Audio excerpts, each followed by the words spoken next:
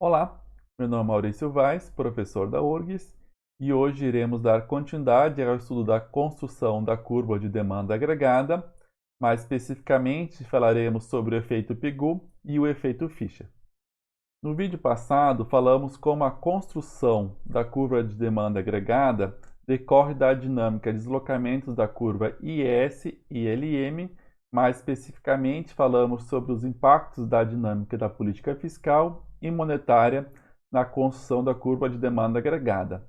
No vídeo de hoje, falaremos de dois efeitos muito importantes. O primeiro efeito é o efeito Pigou e o segundo é o efeito Fischer. Vamos lá. Iniciando pelo efeito Pigou, nós temos as seguintes condições. O primeiro aspecto que o consumo ele deixa de depender apenas da renda e passa também a depender da riqueza. Na verdade, essa riqueza ela já estava embutida também na questão do consumo autônomo. A diferença é que agora ela é mais explicitada e nós iremos falar também em termos de riqueza real, ou seja, o estoque nominal de riqueza que as pessoas possuem, levando em consideração também o nível de preços. Então, a queda do nível de preços, ao aumentar o estoque real de moeda, além de reduzir a taxa de juros, deslocando a nossa LM para a direita e para baixo, também influenciará no estoque de riqueza, já que a quantidade real de moeda faz parte do estoque de riqueza da população. Portanto, agora nós teremos dois movimentos em decorrência da queda dos preços. Haverá então o aumento do consumo autônomo, deslocando IS para a direita, que esse é o efeito Pigou, além do que já acontecia do deslocamento da LM. Vamos ver a combinação dos dois agora então. Aqui nosso modelo tradicional, tá? O IS-LM. Então nós tínhamos aqui a LM1 com preço 1. Agora nós vamos observar a queda do nível de preços, estão passando para P2. Isso aqui é o que já nós observávamos na construção da demanda agregada com a queda no nível de preços. Então, deslocando LM para baixo e para a direita. Então, sem o efeito Pigou, nós teríamos esse equilíbrio aqui. Então, digamos que nós temos esse equilíbrio inicial.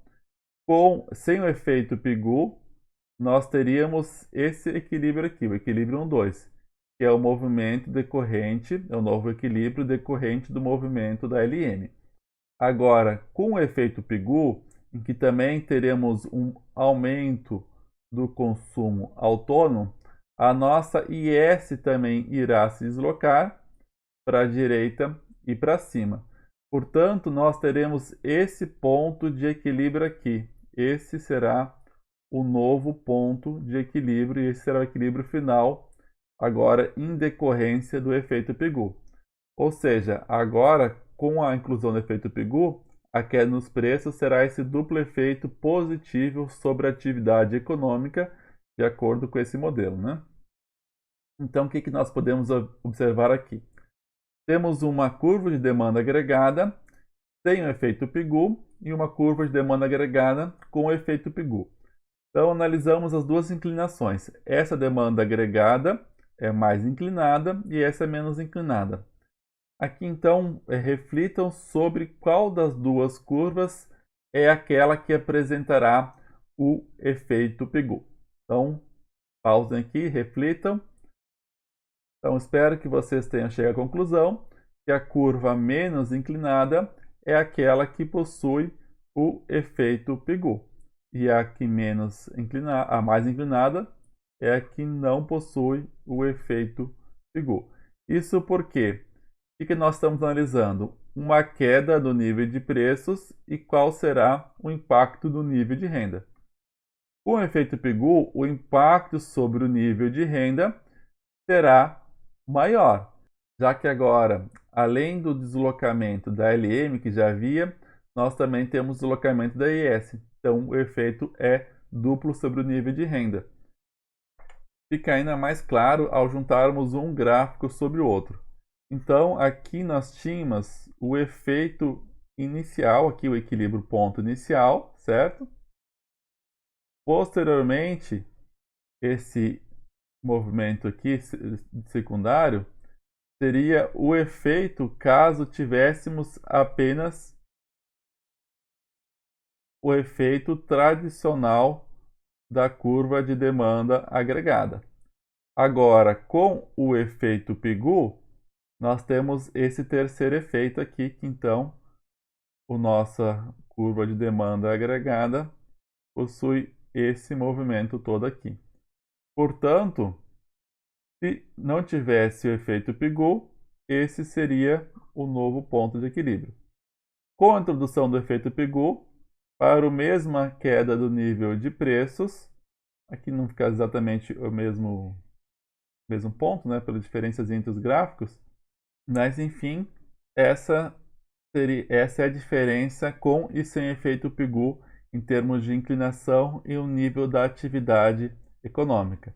Então, sem o efeito Pigou, nós teríamos a nova renda em Y'2. Com o efeito Pigou, nós temos o impacto aqui em Y2. O impacto é maior quando nós temos a questão do efeito Pigou implementado.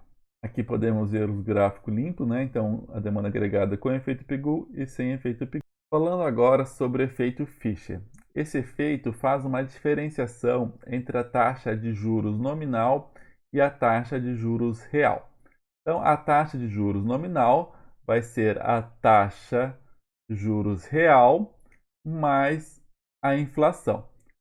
Sendo que, na verdade, na prática, essa taxa de juros nominal ela não é simplesmente a taxa real mais a inflação, porque quando se faz a contratação do empréstimo ou de uma certa aplicação, não se sabe qual que vai ser a inflação ao longo do processo de vínculo desse contrato monetário. Então, o que se faz? Nós temos na prática que a taxa nominal de juros é a taxa de juros real mais a inflação esperada, ou seja, a expectativa de inflação. Então, vamos construir um pouco mais essa relação aqui. A taxa real de juros é uma taxa de juros desejada. Então, no momento que se faz a contratação, né, entre as partes, se estabelece uma taxa de juros que as partes entendem como incomum a que seja adequada, né? Aí vai depender das forças do mercado, né? Então, por exemplo, um setor bancário mais concentrado, onde tem um poder de oligopólio muito forte, né? Um poder de monopólio forte, a taxa de juros real desejada tende a ter um peso maior do setor bancário. Agora, no mercado onde há uma ampla oferta de crédito e o mercado eventualmente de tomadores está mais restrito, os tomadores eles podem ter eventualmente uma maior influência na determinação da taxa real de juros desejada ex ante. Tá? Então, mas o importante aqui é que essa taxa ela é estabelecida previamente, então em acordo entre as partes, né, com menor peso de uma ou de outra, e ela é ex ante, ou seja, não se sabe exatamente qual que vai ser a taxa real de juros, só apenas aquela que se espera obter, né? Então ela se espera obter com base no quê? Na inflação esperada. Então, a taxa nominal de juros, que é aquela que vigora efetivamente nos contratos, ela vai ser essa relação que tem um componente de expectativa bastante relevante, né? Para saber qual que será a taxa de inflação no futuro, não se sabe, né? Então, a taxa de juros real efetiva, nós saberemos apenas ex post, ou seja, quando passar o período em que vigorar o contrato e teremos conhecimento de fato da inflação. Então vamos falar aqui sobre a demanda de moeda. Como eu havia comentado já naquele primeiro vídeo sobre a curva LM, quando falamos de demanda por moeda, a taxa de juros que importa é a taxa de juros nominal, não a taxa de juros real, pois o que nós temos que analisar é o custo de oportunidade entre reter moeda e aplicar títulos. Então, não faz diferença se a inflação é de 10% ou de 15%, porque o diferencial do custo de oportunidade ele sempre vai ser o mesmo, né? Então, ficou com uma dúvida nesse aspecto aqui, por favor, rever o vídeo sobre a curva LM que eu faço numericamente esse exemplo. Já para o investimento, a taxa de juros que importa é a taxa de juros real, pois quando se realiza um projeto de investimento, o que se espera saber é qual será o retorno adicional deste bem de capital. E esse retorno é em termos reais, né? Porque não importa só a quantidade que irá produzir, né? Mas sim o quanto ele irá conseguir colocar esse produto no mercado. E esse produto ele vai variar então em termos nominais de acordo com o índice de preços. Então, o índice de preços ele vai afetar o potencial de retorno da receita do projeto de investimento. Portanto, a taxa de juros que importa é a taxa de juros real. Então, digamos que a taxa de juros nominal no início aqui seja de 10 e a taxa de inflação seja de 10 também, a taxa de juros real será igual a zero, porque o empresário irá conseguir colocar o seu produto a um valor superior a 10% comparando ao momento que ele fez o contrato de investimento, o contrato de empréstimo. Né? Então, é melhor, por exemplo, que a taxa de juros nominal 8, se a inflação for 5, a taxa de juros real, aqui em termos aproximados, né, será de 3. Portanto, compensa mais para o empresário pagar uma taxa de juros nominal e caso a inflação seja mais alta também, né? Porque o que importa para o empresário é a taxa de juros real. Então, aqui nós teremos um reflexo na nossa curva LM, pois aqui que nós vamos observar a demanda por moeda, então ela depende da taxa de juros nominal. Já aqui a questão do investimento, que depende da taxa de juros real, estará relacionada com a nossa curva IS. Então vamos ver como conseguiremos combinar as duas taxas de juros. Então antes disso, vamos construir um pouco mais a dinâmica da curva IS. Então a curva IS ela pode ser expressada de forma simplificada como a renda é igual ao multiplicador, então nós temos o alfa representando o multiplicador, vezes aqui o A maiúsculo representando os gastos autônomos, né, que são consumo, investimento e gasto do governo, subtraindo a sensibilidade do investimento em relação à taxa real de juros.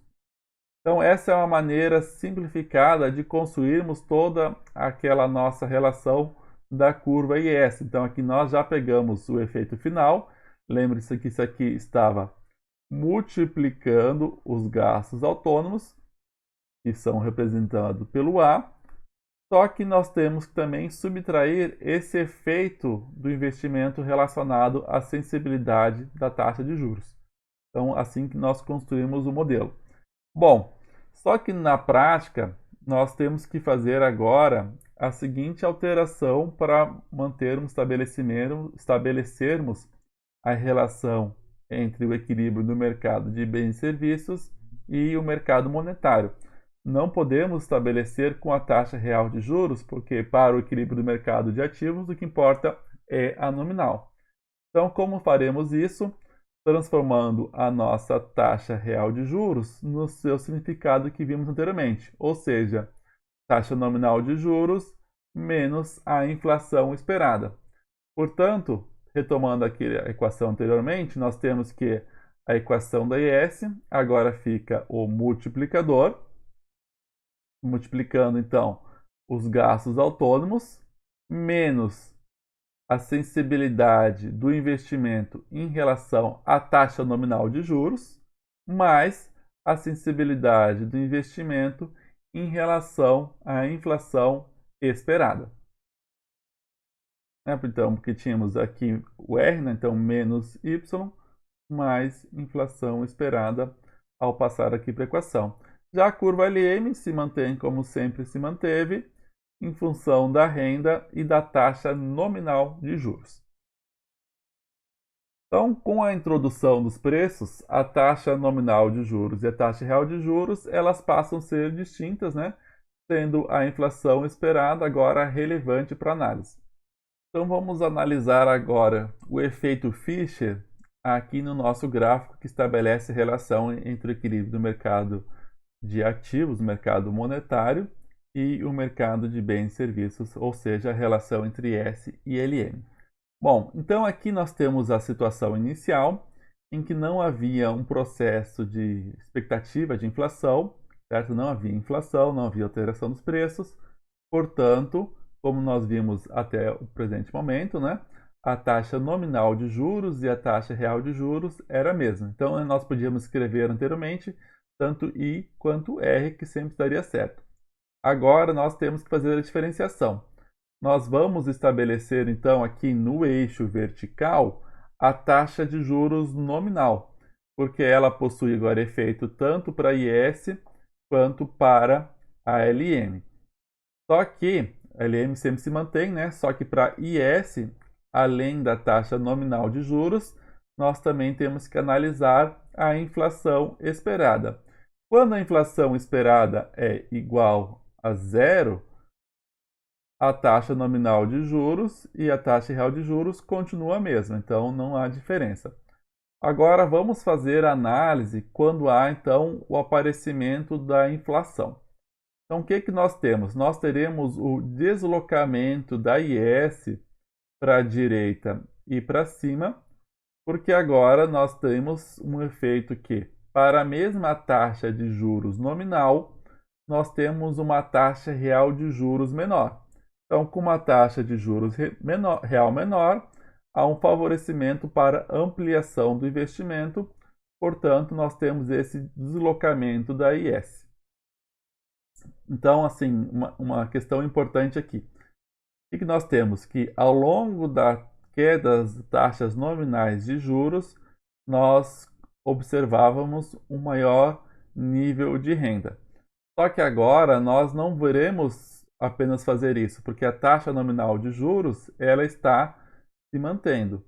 Então, o que eu tenho para o mesmo nível de juros, aqui, que seria este ponto aqui, ó, mesmo taxa nominal de juros, eu tenho uma IS maior, porque agora ela está tendo uma taxa de juros real mais baixa.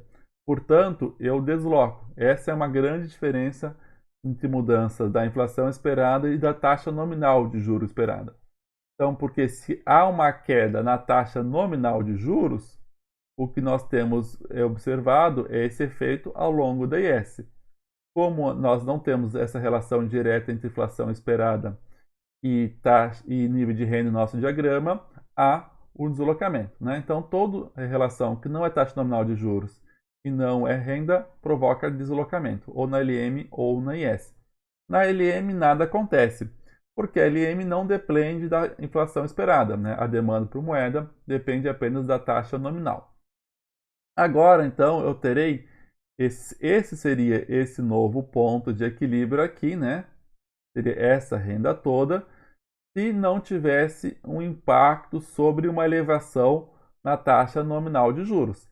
Mas nós sabemos que conforme aumenta o nível de renda, eu tenho que aumentar a taxa de juros para manter em equilíbrio o meu mercado de trabalho. Então, nós temos aqui que a oferta real de moeda, nós já vimos várias vezes, né? Igual a demanda por moeda pelo motivo renda, mais a demanda por moeda pelo motivo taxa. Aqui temos que separar direitinho agora taxa nominal de juros. Antes poderia ser o R, porque não havia diferença entre nominal e real. Bom, então o que aconteceu? Houve um aumento da renda decorrente da inflação esperada, fazendo com que aumentasse a minha demanda por moeda e eu precisasse fazer uma elevação da taxa de juros para reduzir a demanda por moeda. E aquele efeito sempre, né, após, como a gente observava em qualquer deslocamento da minha IS. Portanto, eu terei esse movimento de novo equilíbrio, né? Só que nós sabemos aí daquele vídeo que sempre é importante, né? Na prática não acontece esse retorno ao longo da IS, né? Então o que a gente observaria? Um aumento rápido da taxa de juros e posterior ajuste do nível de atividade econômica. Esse seria o ajuste, né? Porque o equilíbrio ele se dá de forma mais instantânea, mais rápida, né? No mercado de ativos. Bom, o que é importante aqui para o nosso modelo que a gente sai deste ponto de equilíbrio aqui para este novo ponto de equilíbrio. Então, o que observamos? Nós teremos uma taxa de juros nominal maior do que a taxa de juros inicial. Então, vocês observam que I2 é maior do que I1. Mas para dinâmicas normais, o nosso modelo ISLM, esse aumento da taxa de juros nominal ele vai ser inferior ao aumento da taxa de inflação esperada. Portanto, a taxa real de juros ainda vai ser inferior à taxa real de juros inicial.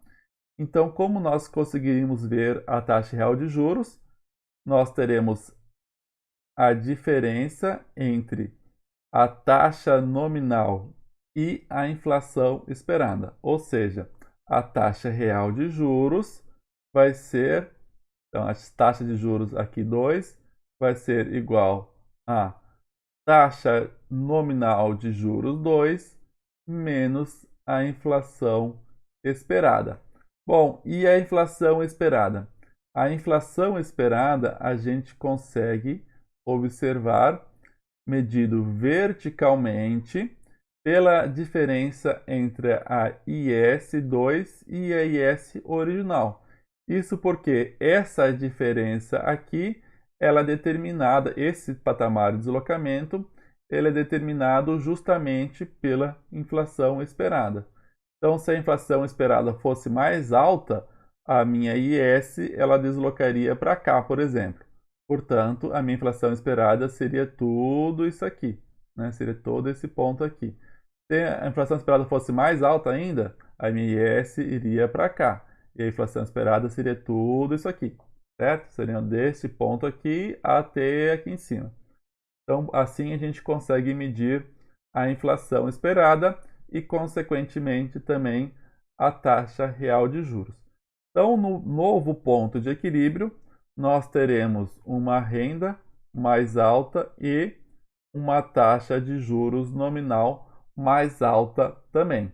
Mas reforçando que ia uma taxa real de juros mais baixa, certo? Então, mesmo que haja esse aumento da taxa nominal de juros, em condições normais do nosso modelo, esse efeito será inferior à inflação esperada, portanto, a nossa taxa real de juros será menor e o nível de investimento, consequente também o da renda, será maior do que o inicial.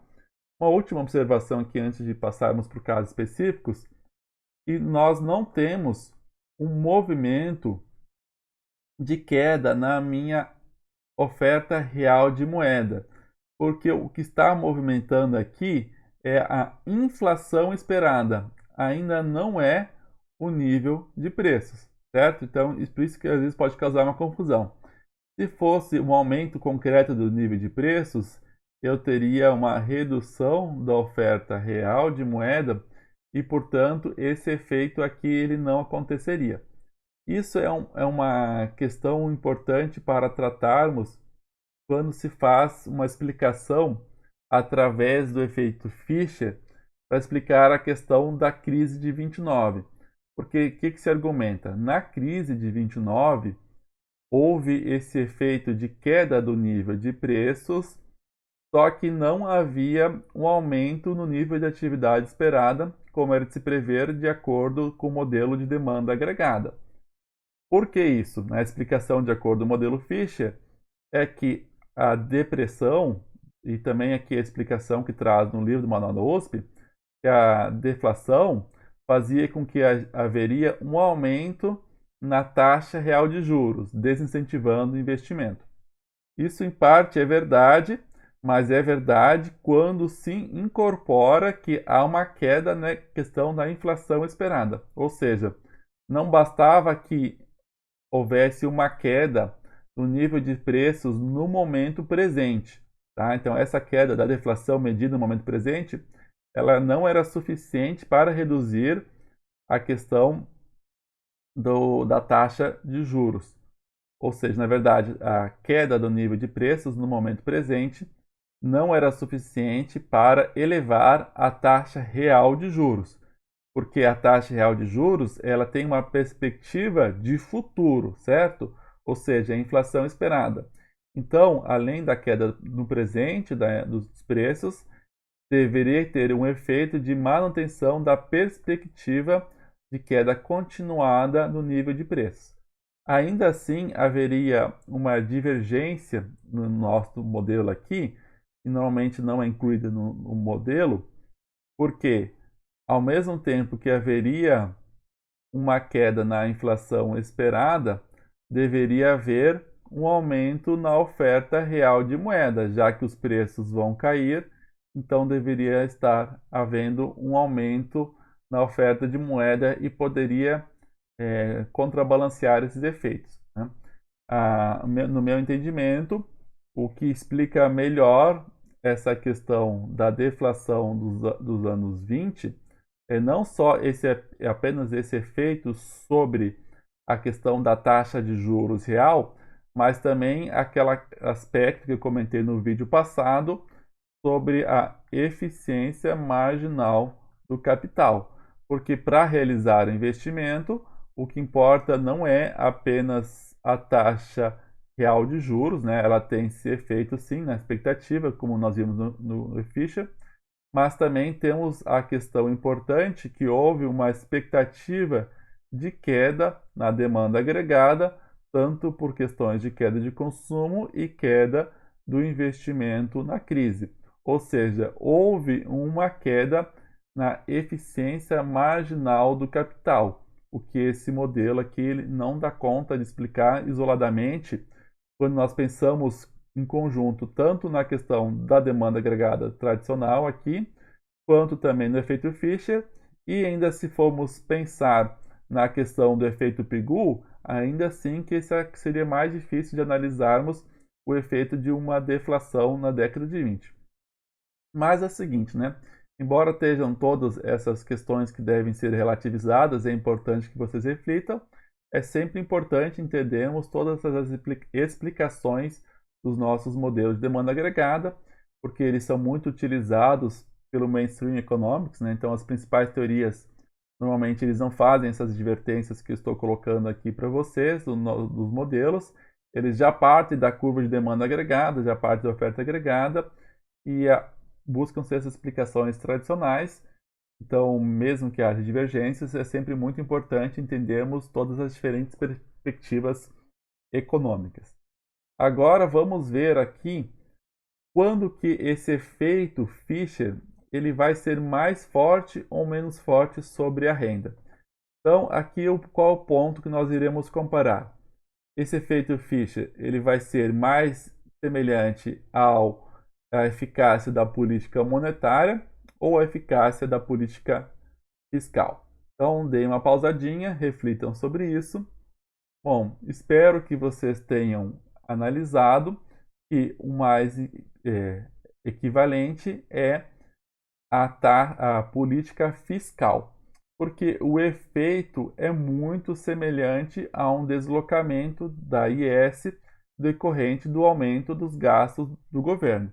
Portanto, a análise do efeito Fischer ele será muito semelhante à questão da eficácia da política fiscal. E tal qual a política fiscal, o fator mais importante também é a questão da inclinação da LM.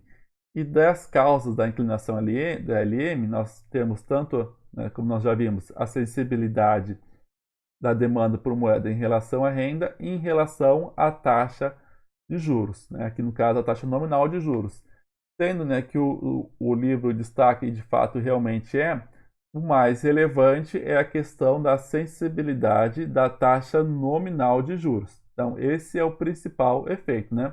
Então, quanto mais elástica for, ou seja, quanto mais sensível for a demanda por moeda em relação à taxa de juros, um pequeno aumento da taxa de juros faz com que haja um grande ajuste na demanda por moeda, fazendo com que não seja necessário uma grande elevação da taxa nominal de juros para acomodar o mercado. Então, fazendo a nossa aqui relação de sempre, eu tive um aumento da demanda por moeda decorrente de uma elevação do nível da renda. Aí, o primeiro efeito é o quanto que esse aumento da renda provocou sobre o aumento da demanda por moeda. Essa é a primeira pergunta.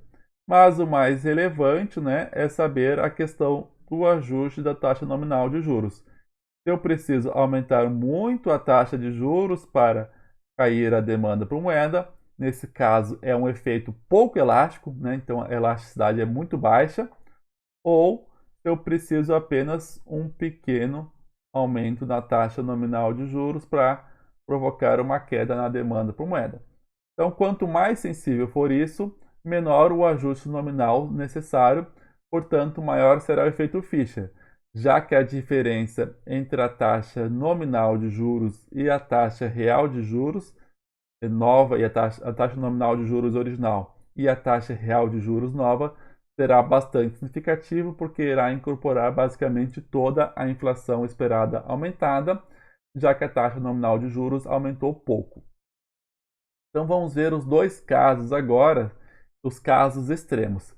Então vamos ver o caso clássico, que vocês se lembram, que nós temos uma inelasticidade da demanda por moeda em relação à taxa de juros.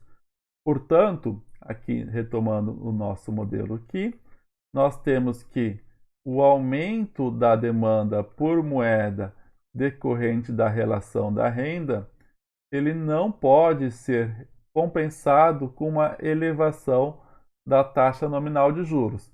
Então, eu vou aumentando a minha taxa nominal de juros, só que eu não vou tendo nenhum efeito aqui no mercado de equilíbrio de ativos.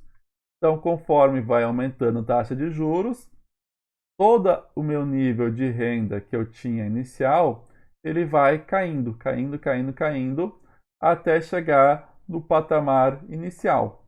Portanto, eu não vou conseguir ter um nível maior da minha renda.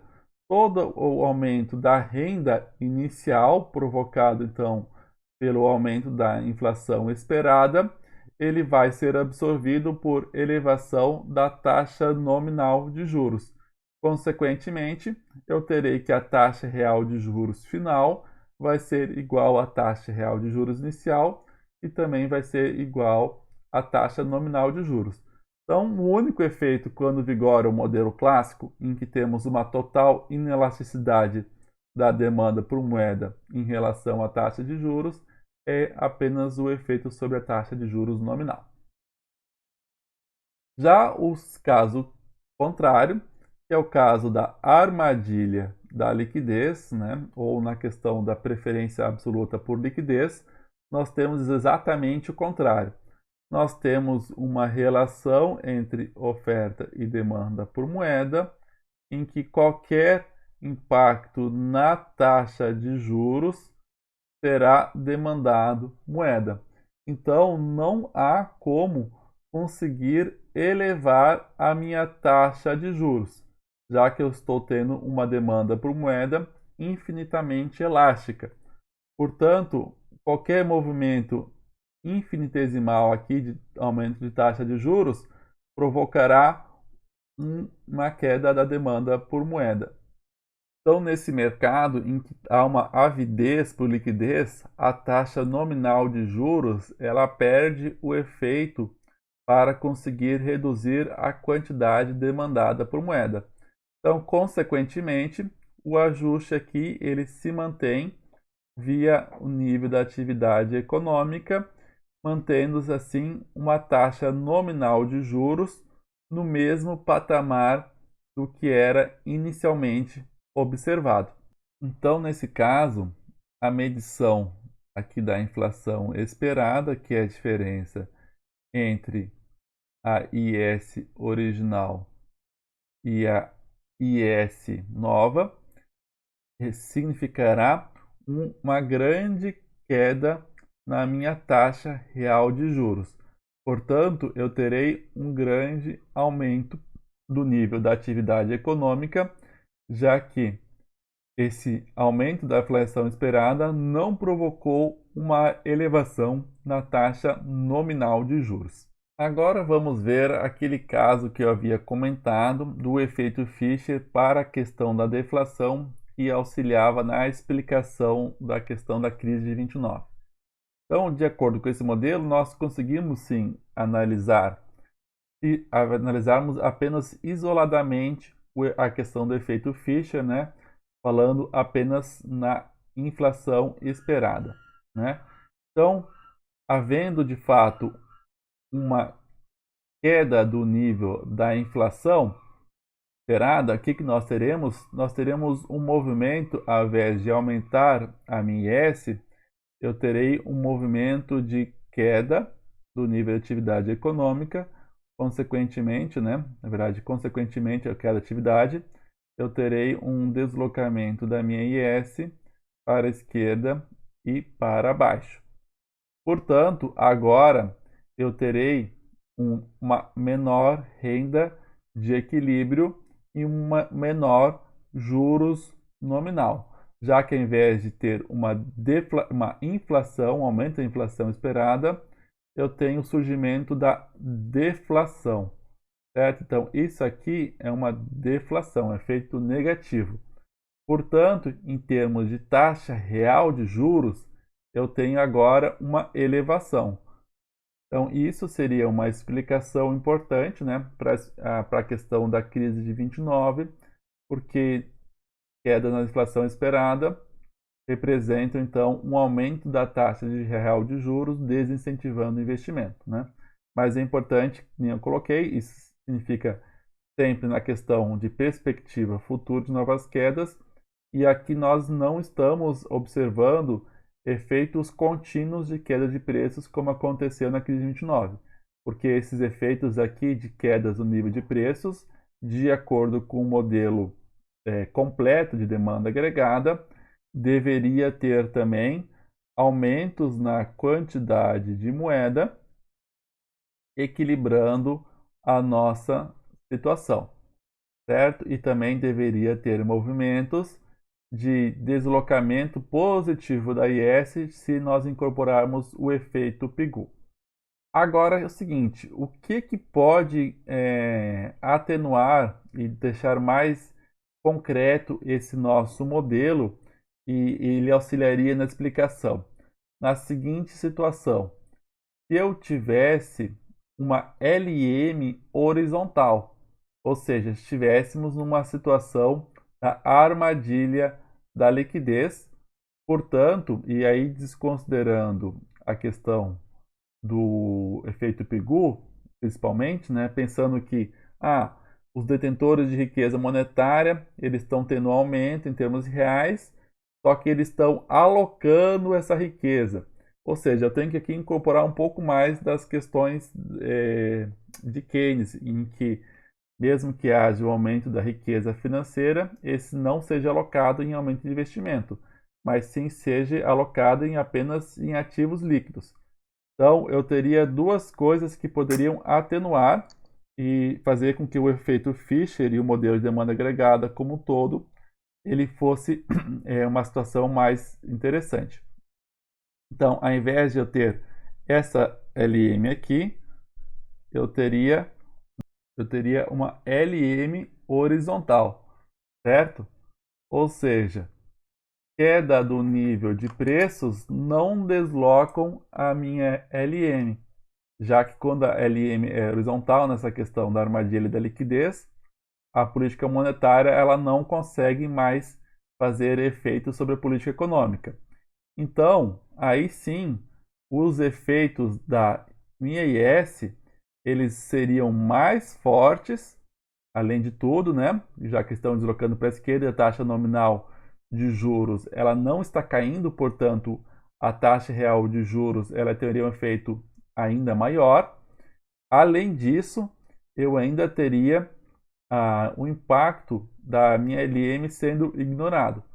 Então, aí neste caso em que a LM for horizontal combinada com o efeito Fischer, aí eu consigo explicações melhores dentro do arcabouço da demanda agregada para explicar a crise de 29, né? Mas ainda assim, para entendermos de forma completa, seria fundamental no entendimento a incorporação da questão da eficiência marginal do capital, porque assim conseguimos combinar essa dupla dinâmica, uma queda da eficiência marginal do capital decorrente da queda da demanda agregada e também a questão da elevação da taxa real de juros e fazendo também com que a minha LM não tenha efeitos de construção da demanda agregada. Então, mas nesse caso aqui também, né, a gente tem que pensar que quando a LM é horizontal, eu não consigo construir minha curva de demanda agregada, né? Então seria um problema adicional do modelo, mas seria uma lógica que a gente pudesse incorporar, então, para explicar a crise de 29, a dupla combinação do efeito Fischer, a minha LM horizontal, então minha demanda agregada ela ficaria mais limitada a essa construção, já que queda do nível de preços não aumentaria o nível de renda. Tá? Então, são algumas coisas que a gente pode refletir para analisar a dinâmica da atividade econômica em alguns momentos concretos da história da economia. Então, algumas conclusões aqui, tirando um pouco de lado essas questões especiais, em que a LM seria horizontal, esse efeito Fischer é mais exacerbado, né? Vamos fazer algumas conclusões normais do nosso modelo ao analisar a dinâmica da demanda agregada, conforme há uma expansão também da política monetária, uma questão da política fiscal, qual que vai ser o efeito sobre a atividade econômica como um todo, né?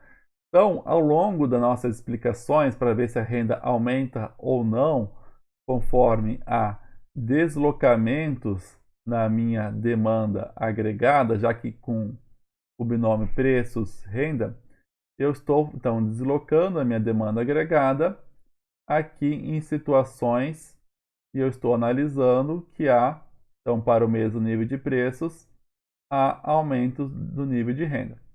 Bom, só que aqui nós estamos supondo que ao longo do modelo keynesiano simples e do modelo ISLM, que a minha oferta agregada é horizontal. Portanto, o efeito é apenas sobre o nível de renda e não sobre o preço. Agora, se nós trabalharmos no caso clássico, né, como nós já vimos na teoria clássica, o único efeito será sobre o nível de preço, né? Então, o que o livro traz, a maioria dos livros traz, né, que na verdade a economia ela iria operar uma curva de oferta agregada positivamente inclinada e deslocamentos na demanda agregada teriam como único efeito, não, teriam uma combinação de efeitos tanto do nível da atividade econômica quanto também dos preços.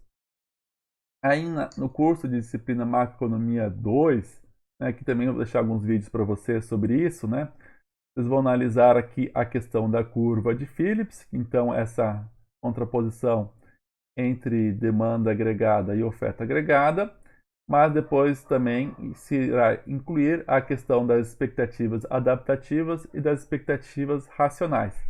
Então, de acordo com ambas teorias, o que importa mais a questão é da velocidade, e nas expectativas adaptativas é possível fazer um ajuste de aumento do nível da atividade econômica no curto prazo. Já no longo prazo, as expectativas dos trabalhadores vão observar que o salário real deles diminuiu, consequentemente, a oferta agregada irá cair. No longo prazo, não tem efeito sobre o nível de renda. Já na teoria das expectativas racionais, da economia novo clássica, essa que eu falei anteriormente, expectativas adaptativas, era da perspectiva monetarista. Agora, na teoria novo clássica, que vigora as expectativas racionais, os agentes irão antecipar esse movimento de alta dos preços, consequentemente, já irá reduzir a oferta agregada, mesmo no curto prazo, portanto, nenhum efeito da expansão da demanda agregada irá influenciar o nível de atividade econômica. O que é muito importante analisar nesses modelos aqui, tá? Primeiro, tem todas essas questões controversas da demanda agregada, que nós falamos já ao longo dos vídeos. E também tem essa questão da controvérsia da oferta agregada, em que ela será, cada vez que há um aumento do nível de preços, há uma redução da oferta agregada, porque pressupõe aquela questão do que nós vimos no modelo clássico, né? Que há o custo de oportunidade entre oferecer mais e menos mão de obra decorrente da questão dos trabalhadores terem um custo de oportunidade de oferecer o seu trabalho, porque eles vão abrir mão de lazer. Nós sabemos que na prática não é bem assim, né? Os trabalhadores, eles com um menor nível de salário, eles não vão reduzir necessariamente a oferta, porque as pessoas precisam de renda. Então, essa é uma primeira observação a ser feita esse modelo de oferta agregada, que a prática complica um pouco essa relação, além também das questões de rigidez de preços, né, que é uma perspectiva mais novo-keynesiana, mas mesmo assim, além dessa questão da rigidez de preços e salários, os trabalhadores dificilmente eles iriam reduzir concretamente a sua oferta de trabalho, né? Entendo mais que aquela questão da perspectiva de Keynes, o que determinante é a demanda agregada para o mercado de trabalho, seja mais relevante. Mas um outro aspecto importante é que nessa situação aqui inicial, todos os modelos, embora não seja muito enfatizado, tá? Eles partem de uma situação aqui de renda que provoca uma situação de pleno emprego, tá? Normalmente, ou eles utilizam também esse símbolo aqui de N de equilíbrio, que vai ser que é de trabalho, tá? Número de trabalhadores é o número de trabalhadores de pleno emprego, ok? Pleno emprego. Então, ou seja, se de fato você parte de uma situação em que a economia já está no pleno emprego, aí se eu expandir a demanda agregada, provavelmente sim eu terei impacto sobre o nível de preços da economia. Mas tudo que nós estudamos, principalmente para pensar em termos de dinâmica, né, de políticas monetárias e fiscais para expandir a economia, para expandir a demanda agregada, é numa perspectiva de uma economia que está abaixo do plano de emprego. Tá? Então, é fundamental entendermos esse aspecto. Né? Se a economia já está no plano de emprego, bom, uma preocupação a menos. Tá? O difícil é a economia estar no plano de emprego. Agora, para questões de mais estruturais, para aumentar tanto a oferta agregada quanto a demanda agregada no longo prazo, então o que eu tenho? Eu tenho que pensar em dinâmicas mais gerais. Aí é por isso que é importante, né, o cursos de principalmente aqui das disciplinas de desenvolvimento econômico, né, economia internacional 2 que também ajuda a interpretar. Então, a economia da tecnologia, certo? Tem algumas disciplinas adicionais, economia industrial, e nós podemos pensar num crescimento da renda de longo prazo. Aí as questões de política monetária e fiscal convencionais, elas são insuficientes para explicar. Embora tenha esse aspecto também importante que políticas fiscais do governo que resultam em aumento do investimento público e políticas aqui monetárias que aumentam o investimento privado, então privado e público, elas por si só, no longo prazo, como nós vimos tanto em Keynes como Kalec, eles também aumentam a oferta agregada. Esse é um outro problema decorrente desse modelo de oferta e demanda agregada, e quando o governo realiza um gasto do governo, se for investimento, no longo prazo eles não movem a oferta agregada de para baixo. Eles ignoram o efeito do investimento, ou mesmo o efeito do aumento da política monetária, em que necessariamente na lógica do modelo há aumento do investimento, no médio e longo prazo, os modelos também não incorporam deslocamentos da oferta agregada.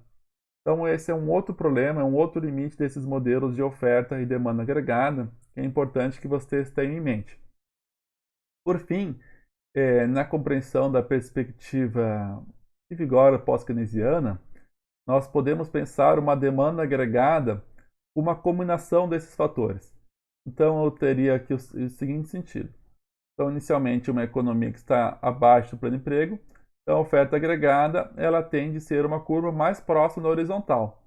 Então, conforme eu vou esgotando a minha capacidade produtiva, e vou chegando próximo de uma economia de pleno emprego, eu vou inclinando a minha oferta e conforme já está realmente no pleno emprego, em 100% da capacidade produtiva, ela se aproxima de uma curva vertical.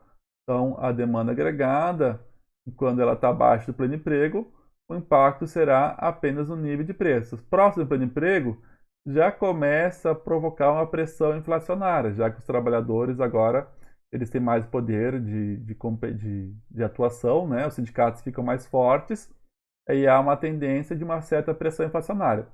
Agora, se o governo continua estimulando muito a economia, e aí sim você tem uma pressão inflacionária mais forte, né?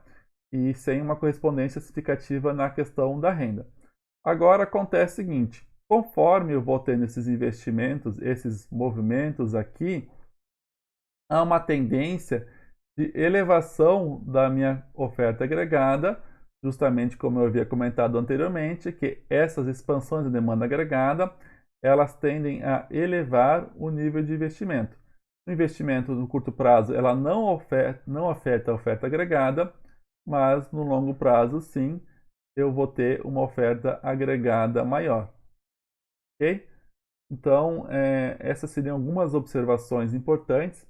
Muitas vezes vocês não vão analisá-las dentro dos cursos que analisam a questão da oferta e demanda agregada, mas eu acho bem importante vocês levarem isso em consideração. Bom, o conteúdo principal aqui desenvolvido nessa disciplina, nesse tópico, foi trabalhado mais uma vez no Manual da USP, né, o capítulo 5, que é organizado pelo professor Lopes e Vasconcelos, né, ambos da USP. Agora, esses comentários, né, adicionais que eu fiz, vocês podem rever no material da teoria keynesiana. Então, todo o conteúdo ele está dividido lá naqueles vídeos, né, e as respectivas referências. Assim, nós concluímos todo o tópico relacionado ao modelo ISLM, tanto a questão do modelo keynesiano simples, o modelo ISLM em si, e agora também a questão da curva de demanda agregada e os efeitos Fischer e Pigou. No próximo tópico, nós daremos continuidades ao modelo ISLM, só que agora falaremos sobre uma economia aberta. Então, ao invés de ser o modelo ISLM, ele vai passar a ser chamado de modelo ISLM-BP, onde BP representa a curva do balanço de pagamentos. Ou seja, não apenas nós analisaremos o equilíbrio simultâneo interno do mercado de bens e serviços e do mercado de ativos, como também o equilíbrio juntamente ao setor externo através do balanço de pagamentos. Obrigado por ter assistido até aqui. Até o próximo vídeo.